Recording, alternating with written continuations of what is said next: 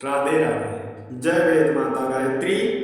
हर हर महादेव। आज की इस वार्ता में प्रस्तुत है गायत्री जप की महिमा।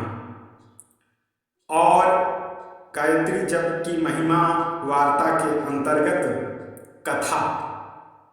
तो आइए जुड़ते हैं आज की इस पावन कथा से।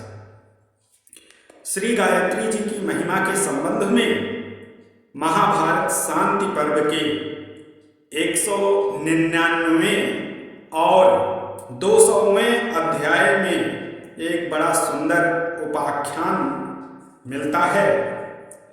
कौशिक गोत्र में उत्पन्न पिप्पलाद ऋषि का पुत्र एक बड़ा तपस्वी धर्मनिष्ठ ब्राह्मण था। वह गायत्री का जप किया करता था। लगातार 1000 वर्ष तक गायत्री जप कर चुकने के बाद उसको सावित्री देवी ने साक्षात दर्शन देकर कहा, मैं तुझ पर प्रसन्न हूं। परंतु उस समय पिप्पलाद मुनि का पुत्र जप कर रहा था। वह चुपचाप जप करने में लगा रहा और सावित्री देवी को उसने कुछ भी उत्तर नहीं दिया। वेद माता सावित्री देवी उसकी इस जप निष्ठा पर और भी अधिक प्रसन्न हुई और उसके जप की प्रशंसा करती वहीं खड़ी रही। जप की संख्या पूरी होने पर वह धर्मात्मा ब्राह्मण खड़ा हुआ और देवी जी के चरणों में गिरकर उनसे धर्मात्मा ब्राह्मण ने यह प्रार्थना की, यदि आप मुझ पर प्रसन्न हैं तो कृपा करके मुझे यह वरदान दीजिए कि मेरा मन निरंतर जप में लगा रहे और जप करने की मेरी इच्छा उत्तरोत्तर बढ़ती रहे। भगवती उस ब्राह्मण के निष्काम भाव को देख करके बड़ी प्रसन्न हुई और तथास्तु कहकर अंतर्ध्यान हो गया। ब्राह्मण ने पुनः जप आरंभ कर दिया। देवताओं के 100 वर्ष और व्यतीत हो गए। पुरस्चरण के समाप्त हो जाने पर साक्षात धर्म ने प्रसन्न होकर उस ब्राह्मण को दर्शन दिया। स्वर्ग आदि लोक मांगने को कहा, परंतु ब्राह्मण ने धर्म को भी वैसा ही उत्तर दिया। वह बोला, मुझे सनातन लोकों की प्राप्ति से क्या प्रयोजन है। मैं तो गायत्री का जप करके शांति प्राप्त करूंगा।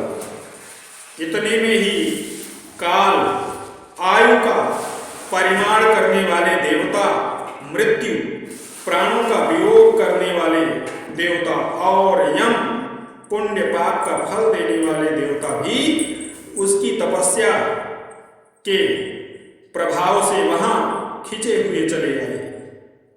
यम और काल भी उसकी तपस्या की बड़ी प्रशंसा की। उसी समय तीर्थ यात्रा के निमित्त निकले हुए राजा इक्ष्वाकु वहां आ पहुंचे।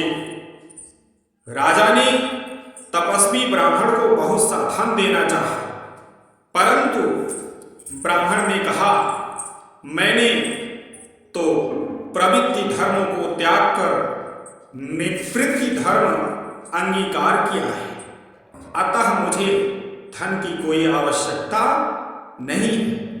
तुम ही कुछ चाहो तो मुझसे मांग सकते हो। मैं अपनी तपस्या के द्वारा तुम्हारा कौन सा कार्य सिद्ध करूं। राजा ने उस तपस्वी मुनि से उसके जप का फल मांग लिया। तपस्वी ब्राह्मण अपने जप का पूरा फल राजा को देने के लिए तैयार हो गया, किंतु राजा उसे स्वीकार करने में हिचकिचाने लगे। बड़ी देर तक दोनों में वार्ता चलती रही। ब्राह्मण सत्य की दुहाई देकर राजा को मांगी हुई वस्तु स्वीकार करने के लिए आग्रह करता रहा और राजा क्षत्रित्व की दुहाई देकर के उसे ग्रहण करने में धर्म की हानि बतलाते रहे। अंत में दोनों में यह समझौता हुआ कि ब्राह्मण के जप के फल को राजा ग्रहण कर लें और बदले में राजा के पुण्य फल को ब्राह्मण स्वीकार कर लें। उनके इस निश्चय को जानकर विष्णु आदि देवता वहां उपस्थित हुए और दोनों के कार्य की प्रशंसा करने लगे। आकाश से पुष्पों की वर्षा होने लगी। अंत में ब्राह्मण और राजा दोनों योग के द्वारा समाधि में स्थित हो गए। उस समय ब्राह्मण और राजा दोनों के ब्रह्मरंध्र में से एक बड़ा भारी तेज पुंज निकला तथा सबके देखते देखते स्वर्ग की ओर चला गया और वहां से ब्रह्मा लोक में प्रवेश कर गया। ब्रह्मा ने उस तेज का स्वागत किया और कहा, आहा, जो फल योगियों को मिलता है वही जप करने वाले लोगों को प्राप्त होता है।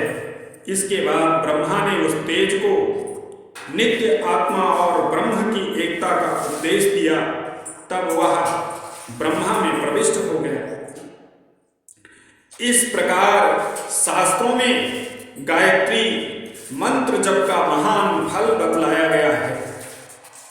अतः हम लोगों को भी गायत्री की साधना करनी चाहिए और गायत्री जी की इस महत्ता को समझकर इस अल्पायास साध्य गायत्री मंत्र जप के द्वारा शीघ्र से शीघ्र लाभ उठाना चाहिए।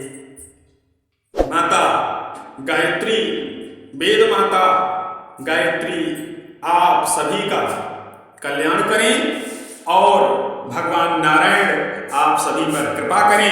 हर हर महादेव। जय श्री कृष्ण। राधे राधे।